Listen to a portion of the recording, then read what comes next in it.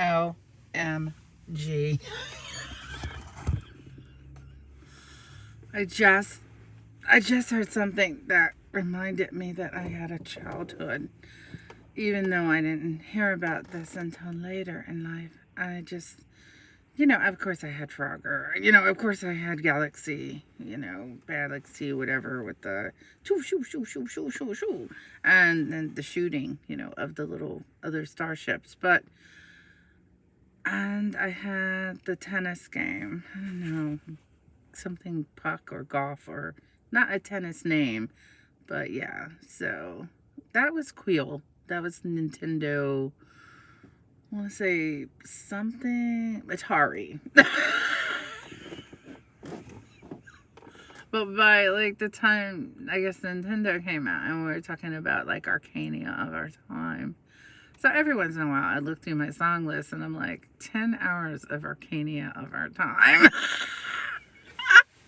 And now I'm like reminded of why I could peacefully just, get like a nice nap or have study time. Because it's just like, you know, it's just in like the music from the beginning, and sometimes it does go into like Link's quarters or like just before he goes out to like talk to all of the village people. And but you're like, oh, I don't have to mix with anybody, and it's just quiet time in the village before he like wakes up and stuff. So it's actually nice. And I was like yawning. Now this is for entertainment purposes only.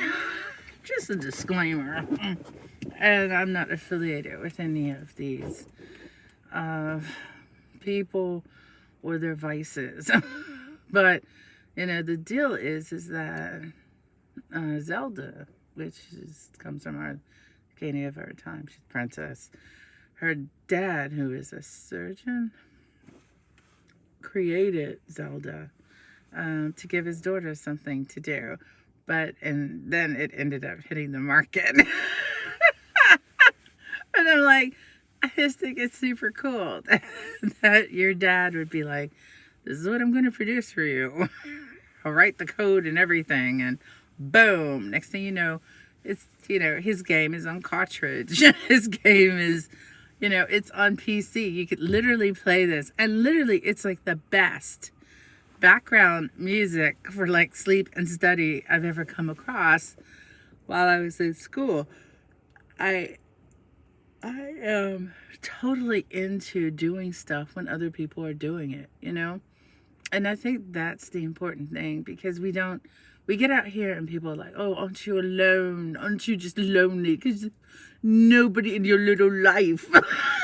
And I'm like, it's not like that. When I love YouTube for that, or YouTube, because we have to upgrade it for middle age or middle earth. And it's like, I go out and I'm like, before I go out, I'm like, let me look at somebody going out. Let me look at someone else's store haul from this store, Let me see what they put together. Let me see what their wardrobe looks like. And that's, we have kind of a blended society based on what other people are doing. And we get a glimpse into like their closet, their life. I mean, I remember when I was cleaning out clothes very early on, before like I really took the Airbnb seriously, because I was going to have a couple of roommates come in before that, and who were going to pay absolutely nothing. Boy, am I glad that went descoped. So I get the hell out. Really? You're descoped? Okay, and so I get paying guests now? Bye. Ashes to ashes, dust to dust. And so I was in my comfort zone. But I had to do something beyond that, which was pack up some things and get rid of some things. So I didn't do a Marie Kondo video, but I did do an Asian girl video where she was just like, I wear this to the club and I wear this. This is too big. I can't wear this anymore. This is falling apart. This is not good. And she had her categories for like donation, trash, and, keep. And it was really such a great video. And I found myself going, I'm going to do something now with this. Before she's completely done folding and doing her categories, I was like, I found myself folding and doing my categories because why not, right? And then you're not really doing it alone. Like, you can't explain it because it's not your friend. It's not someone you know. You subscribe to them. And maybe, and you learn a few lessons here and there, but you're not actually trying to do anything except what they're doing, right? Because you have your own stuff. And even though she's like a size 002, she's got all the same complaints as someone else who's trying to pack up clothing. And everything that she says is so relatable, even though, you're you're your own size and you're your own person. And so it doesn't take away from the dignity of the person.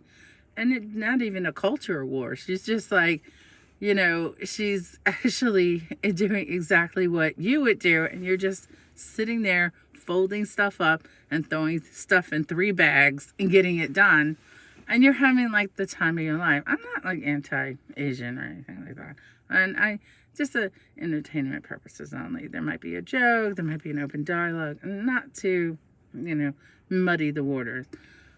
Not that I'd be the first to accept you today, but my old me, she would talk to anybody and she didn't care. But the new me, I'm a little bit more. I don't really want to, go the extra mile until I know that I'm in friendly territory. Because, you have to set the tone by just being confident. And I think that's the important part. You go in with your best like. And if it doesn't work out, well, at least you tried. It's not like you live in a cornfield. You can find other friends. It's one town. It's not all the towns. And if people try to put you in a box, in one category, like my sister, she's like, I'm going to put you over here. You just come over to... this country, you just be in a box. You're just this. You're nothing. I'm like, stop trying to dominate me. It will not work. It's not just the scruples or unscrupulness of it. It's like, if I fight you with the same battle plan, it won't work for me. But I can also just ignore you. Which is what I'm going to do. And I'm not going to give you any kudos, right? So you don't want to be anti your family. You just want to be like, oh, okay, I see what you're doing, right? Okay. Mm-hmm. They're just trying to dominate. So you're just like, oh, I see what these people are doing. This is my camera. I'm like, okay, I see what you're doing. And then did you see what we were doing? Did you know what we were doing? I'm like, I don't. It's not that I know what you're doing. I'm just saying, I know you're bad and stuff happens. So good luck with that, because I'm not going to stop being who I am. Not that I'm unapologetically myself, but I'm not apologizing to you. Not for all them. Not for all the hoopla that has never come to fruition.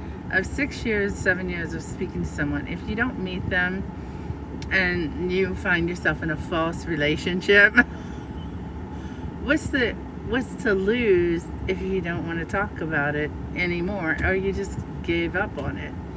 It's someone passing notes in school saying that guy loves you, and like the whole time you're in school, he never approaches you. You never approach them. Then that's just passing notes, And it's not to make fun of you. For a while, people would, I felt like people were yelling out, you're this religion, this is who you are. But like, I had a religious crisis of understanding, probably around like 2009, 2010. And that was not between, I didn't know what I was, but I finally realized that I'm just a Christian who feels like the soul's worth for the first time and has to, acquiesce to understand that that late blossoming is actually a blessing. Because if I had blossomed too early, then I'd be in the bully category, in the pimping or pumping or pumpkin category, instead of being kind of over into the side where I kind of go, I mastered my past and I'm going to master this too with the help of Christ. I'm not good at it. And it looks like I'm falling down. It looks like I'm yelling at you. It looks like I'm shooing you away, because I am. If you meet people like that, the last thing you want to do is give into the temptation of being with them. And you are as free as you need to be. It's the pursuit of happiness. So you have to pursue it. It has to come to you, and you have to find the things that you want to have that happiness and victory situation about. If you find it, then it's not, sure, it may be taken away from you, but if it's not built into another person, and if it's not built into material things, the likelihood of you being able to feel joy again has a really high, there's a high probability of that. And when you look at the Happiness Diaries, which I'm not affiliated with, but if you look at the Happiness Diaries, you can see that people from different walks of life, even when they have nothing, this guy goes around from Scotland, and he basically is like, can I sleep in your house? I have no place to go. And some of the poorest people, they don't even have a door on their house. And they're in places like India, and Pakistan. They don't even have a door on their house. They've got so many kids, and you know what? They give him the one bed. And it's actually an insult if he doesn't take it at that point. So he has to be very careful what he asks for. But do you see, they took their whole family, put themselves on the floor for this one guy. You never know how much it's going to make you happy until you are like, you're totally giving. It doesn't matter the cost, that you would bend over backwards for someone else not to be called a name, not to be driven away from their own humanity. And so it makes you feel like it's dumb luck on my part, but when somebody was bothering someone, and even, around me, I said, you can't do this. I thought they were harming, somehow the people that I loved. But to tell you the truth, now the people I loved were harming me. They were trying to punk me. So that is really incredible. And then what they do is say something negative about my past. And I just say, you know what? That's in the past. You can't change it. Serenity prayers are more like, Lord, help me to accept the things I can change. Help me to change, the things I'm capable of changing right now, right here, and start me on that path. Some things you can change today, some things you can't. I may spend one day uploading all the documents that I have to do to get my taxes done, and that's it. Once I'm done, and then it's uploaded, and then my taxes can get done, right? So I'll spend 1 hour of the day focusing on trying to get the papers uploaded, and that's it. The rest of it is you get it done, and it's not, and then it's demystification. You got it done, and you're happy. When you finish, the rest of your life is still ahead of you, and you can still eat steak that night, and you get through it without any problems. We not, the dog and I, we are very protective of each other. So there's an extra added layer of why you try to do something to me, it's not going to go well for you. Because I'm just gonna like march off into where I need to be and not even worry about you. I don't do that. I will try to go as far away as I can. As you try to attack me, I leave. I'm not trying to be corrupted by you. So you have to understand there are bullies and they think it's hilarious. But, the car's on. I was ready for an early morning skirmish anyway. Like I said, you can look behind me. You can see, like, who's in the parking lot now and everything. You can see, and that's all I did was just look, and you can see that these are two people, or something like that. They come in, they sit in their car, and now they're on film. So that's the way, that cookie crumbles, and that's the way you do it. You say, well, I'm turning the sights. There's a couple of people, and you are not exhausted. You can look back. There's cars on the back side too, and you can basically, realize that there are people who are doing things that bring about whatever they need to bring about for entertainment purposes only. We're just allegedly saying that someone here may be bringing about something. But for me, all the other stuff that belongs to me, I'm where I need to be, and I don't care. I have to go back around because my trailer is too big, hopefully. And that's it. So everyone says what they say, but they're not actually, they're doing more nefarious things. So you have to be a little bit careful than you want to be, and that's about it. Also, somebody put a rumor out that I was supposed to supposedly start buying a house or whatever. Well, the thing is, I have the house for the road. A lot of people have this problem when they're on the road.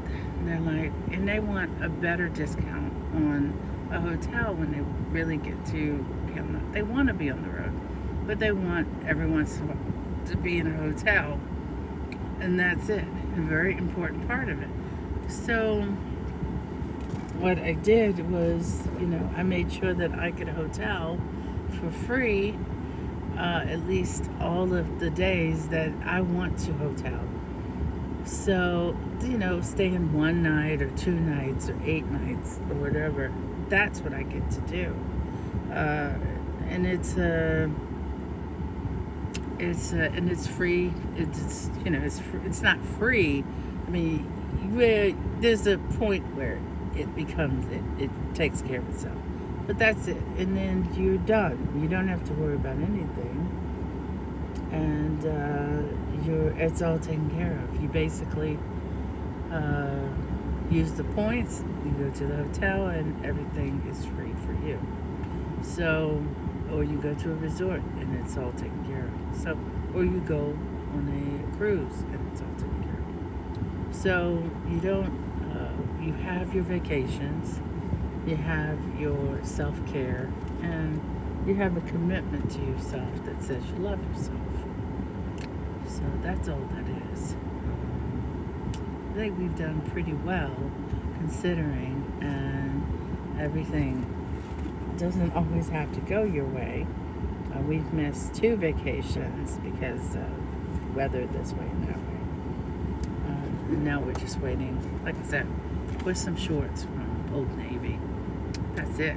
We're out of here. It just happens to come at a time when